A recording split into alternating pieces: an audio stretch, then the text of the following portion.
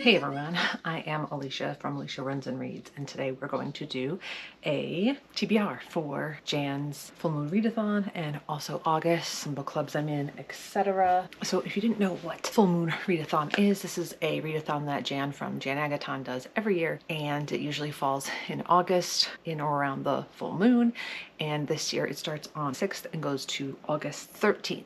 And this year is cryptid themed, so the theme is things like the Yeti and Mothman and some other cryptids that I will talk about in a second. For today's video, I wore my own little cryptid. This is my little snake lady that my husband's cousin did the artwork for, and it says Charmed, I'm sure, on it, and it has a moon. I don't know if you can see that, but that's what I wore it for today. So yes, in this readathon, it is cryptid themed, and there are 4 different cards you can collect by doing prompts. It's very laid back. You can fit a lot of books into these prompts, and so it's kind of like a more chill readathon, and we'll go through them. First we have the Yeti, and the prompts for that are winter vibe, has 200 to 400 pages, and have a cold treat. So there's also activity prompts in there as well. So for this I just grabbed a bunch of books that are winter vibey that are around that page. We have The Red Knot by Monique Asher. This is a NetGalley arc that I never got around to, so then I grabbed the book so I could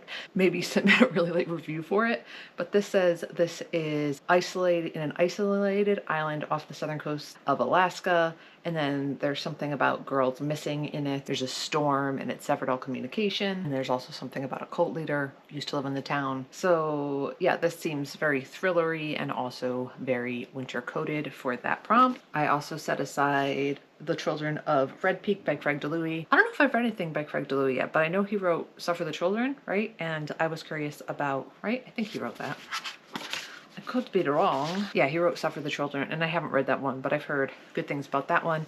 And I grabbed this used somewhere, and on the cover it is a wintry looking forest. So I grabbed this for the winter vibes. Craig DeLuey usually writes horror. So in this one, I think there's a couple of survivors of this cult that used to be in Red Peak, and a cult member, former cult member, commits suicide, and I think it brings them back there, and they have to re-examine and remember things that happened there and the trauma they experienced, and we learn about this cult, I guess. But this is on the TBR as well. I'm not going to read all these, obviously. I just pulled a bunch aside that have winter vibes. The Bear and the Nightingale, I've heard, is a good one that has winter vibes by Catherine Arden, although I don't know if I'm going to read this one because I also have another Catherine Arden on the list for this month because of a book club, so I may not end up reading this one because of that. But this is a fantasy. Winter lasts most of the year at the edge of the Russian wilderness, and in the long nights, Vasilisa and her siblings have to gather by the fire and listen to their nurse's fairy tales. Above all,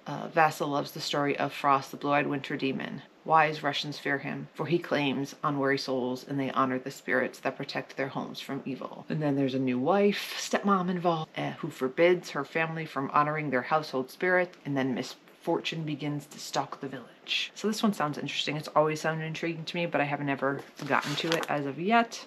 I also got this one used. And then my last option for a winter related book is The Drift by C.J. Tudor. She wrote The Chalkman, or they, no, actually what? Yeah, she wrote a few books I've liked. I really liked The Gathering. So I've read a few books by C.J. Tudor before, and I really enjoyed the ones that I've read.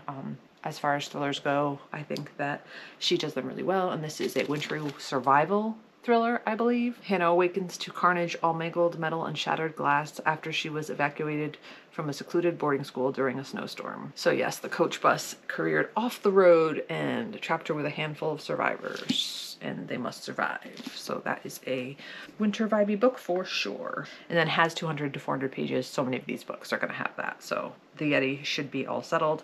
And I definitely will be doubling up because I don't think I'm going to be reading 8 books in a week, but it's been done before by me. And then we have The Jersey Devil for the next card, and that one is set in the US and a book with sports involved. So I'm trying to double up on these per card, but I don't know if that's going to happen. But I think Like Alaska is in the US, so that one would be fine for that one. I could put that one in here too if needed. But my sports related books I grabbed was The Mistake. This is from the Off-Campus series. I read The Deal and really liked it. These are college sports romances. So I added this one, but this is not set in the US. This is a Canadian author, so I'm assuming it's set in Canada. I know it's a fictional school, so I'm assuming it's set in Canada, and it's a hockey romance, so it wouldn't work for set in the US. So I also grabbed this one, even though this one isn't as sports related, but it says that I know it's about a woman who gets in a pool and refuses to get out in a chilly October day.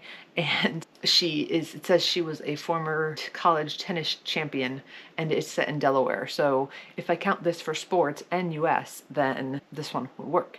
And the Jersey Devil is a New Jersey legend, and Delaware is pretty close to New Jersey. It's an unseasonably warm Sunday in November. 1957, Kathleen, a college tennis champion turned Delaware housewife, decides not to join her handsome husband Virgil and their 2 young boys at church. Instead, she takes a dip in the swimming pool of her family's apartment complex, and then she won't come out. Set over the course of 8 hours, the most breaches the shimmering surface of seemingly idyllic marriage, immersing us in the unspoken truth beneath. So I've heard good things about this, and it's a short one, and it would be good for the readathon for sure, since it's only a week-long readathon. So that would cover set in the US and sports related. But as I said, there are several more of these that are also set in the US if I want to read. And we have The Kraken, and on that one it says book with a mystery and a book with water on the cover. So I put aside Brutes that would cover both of them. There is water on the cover. This is a coming of age set in Florida, and it's about these girls, but then also there's some sort of a murder mystery involved or something. Someone goes missing or she runs away. Oh, Sammy goes missing. Where is she? Watching from a distance, they edge ever closer to discovering the dark secret about their fame-hungry town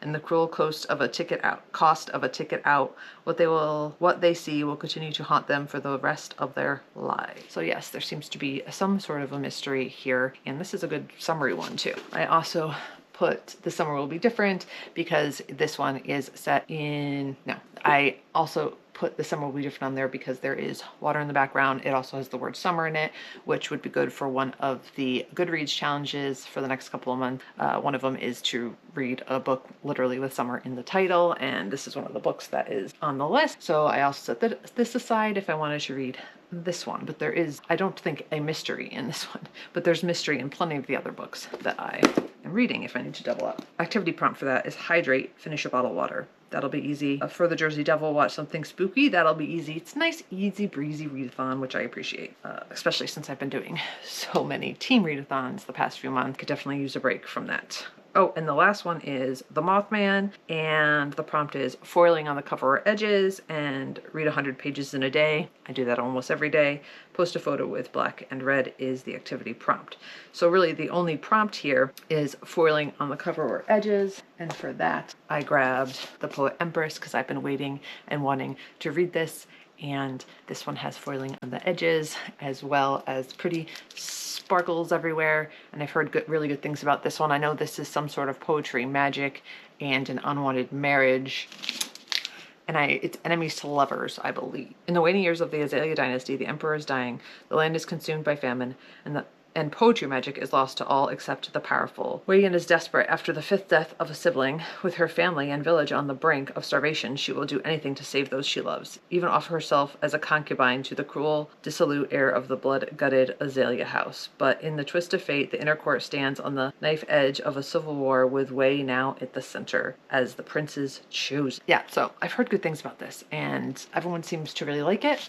And it's pretty, and it's got foiled edges, so I'm gonna read it. Oh, I forgot this one. I also pulled Chuck Tingle's Fabulous Bodies Aside for water on the cover, because that is water. And I thought, I don't know if there is a mystery in here, but I know there's a body that is reanimated, or he's not quite dead, and he goes around with this woman who is a body snatcher, and maybe there's a mystery in there. I don't know. Probably. There probably is. But I put this one aside because I want to get to it soon anyway, and it has water on the cover. And that is it for my full moon readathon TBR. And I have some more things, but this is the full moon readathon TBR stack. And then I have a few more to share with you for August. For Allie from Allie Does Reads Book Club, we are reading Unicorn Hunters by Catherine Arden. We chose this one, and so I'm going to try to get to it this month.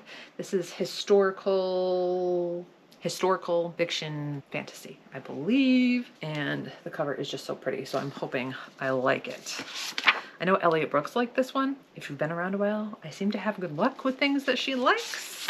So we'll see. In a desperate gamble to save her throne, a young monarch arranges a secret marriage, conceals it in the shadows of an enchanted forest, and unknowingly alters the fate of her world in this dazzling novel, blah blah blah blah blah. So I'm going to read that one for the book club. Oh, for Kayla's buzzword challenge and cover challenge, buzzword is groups of people. So group, club, words like that, society, I forget what else, but that is. And I looked through every single book I have on my shelves at this point, and I couldn't find a single thing except for this random chick lit book that I got at a library sale a while ago. So I thought I would give it a shot and see how I feel about it. A #1 British bestseller, and it's called The Reading Group, Where Books End and Stories Begin. I think this is just about a group of women and their lives and their stories and things they share while they are also in a reading group. And you know what? Every once in a while, these books, they work for me. So you never know. Yeah, so it just feels like a feel-good book, and it's floppy. And it also is fun to hold. This is satisfying, so we'll see. If not, I'm gonna have to find something else to read. Also, the cover challenge is damage on the cover. It could be physical damage, like you damaged the book or it's an old book, or it could be like designed to look damaged. So this is Ship of Magic. I have to read this for Steph's. We're reading the Farseer, and this is book 1 of the Live Ship Traders. I have read the first trilogy already so far, The Assassin's Apprentice, that first trilogy, and I'm looking forward to starting this one because this is new characters and the ships are magical. Like the head of the ship are like animated or something. I don't really know. And I know that there are these families that have captained these ships for years and they inherit them or something. And it's fantasy and it's epic and it's long, but I love it's like 800 pages, but I love these copies and they're super floppy. So I'll be making my way through this one and the whole trilogy in the next few months, the plan. Anyway, I tend to follow through with my plans. I also have Wolfworm by T. Kingfisher. This is Jan's, I think, full moon book club this month. So I'm going to try to get to this one soon as well. This is one of T. Kingfisher's more horror-y books. And I know it's about a woman who draws plants or bugs, or she studies bugs or something like that. I think it's folk horror. A scientific illustrator. Something darker than the devil stalks the North Carolina woods in wolfform. And a new gothic tale from best-selling author T. Kingfisher. And that's all I really want to know. But I've heard this is creepy crawly and something. And people have been liking it. So I'm excited to try that one. And I think that is... Oh no. And then I also have these two that I pulled aside that I forgot to include. We Are Forbidden by Jacqueline Hartman.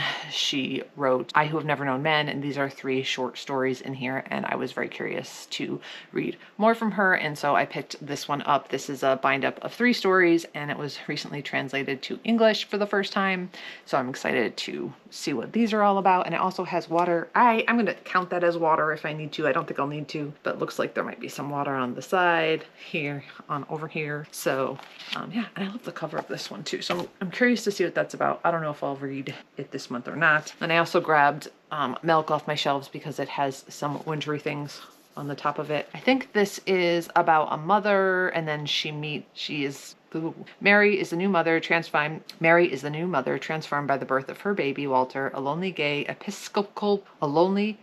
Episcopal priest, privately struggles with his contradictory desires, and John, a monk who has left his monastery after 15 years, craves intimacy with a woman. With mesmerizing prose, Darcy Stank, weaves together the lives of their 3 characters in ways that explore the intersection of spirituality and sexuality and reveal how even our rawest, most confused impulses may contain elements of the divine. So I picked this up from the Book Barn, and I just thought it sounded interesting, but who knows? It was written in 2005, so it's 21 years old. Here's a quote in here. It says, "The soul's natural inclination to love beauty is the trap God most frequently uses in order to win it and open it to the breath from on high." I don't know. So yes, I I don't know if I'm gonna like this one, but I picked it up used and I'm gonna give it a try and see how I feel about it, but it sounded interesting. I don't know. And so with that, this is going to be the end of this TBR video. I hope you enjoyed it. If you did, please like, subscribe, comment down below. Let me know if you're going to be participating in the full moon readathon. It's a lot of fun if you want to. I am going to be vlogging for it, at least one vlog, maybe two. We'll see how we go. Anyways, I hope you enjoyed this. I'll see you next time.